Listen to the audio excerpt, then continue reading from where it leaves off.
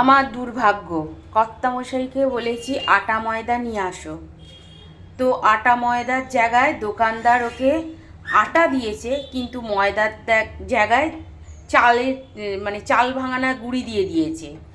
তো এইবার আমি তো জানি না, আমার হাতে নিয়ে একটু মনে হলো যেন এটা চালের গুঁড়ি, কিন্তু তবুও কি করব, আমি অর্ধেকটা ঢেলে মেখে ফেললাম। তখন বুঝতে পারলাম যে এটা সত্যিই চালের গুঁড়ি, ময়দা নয়। আবার কর্তামশাইকে ফোন করি, সে তো সব তুলে নিয়ে চলে গেল, আর একটু এতে লেগেছিল। তো দোকানদারকে যেয়ে বলা হলো যে আপনি ময়দার জায়গায় চালের গুঁড়ি দিয়ে দিয়েছেন, বলতে উনি আবার পাল্টে দিলেন ওজন করে মেপে কতটা কি বাদ হলো। তো যাই হোক, সেই জন্য আজকে একটু চালের রুটি করে ফেললাম।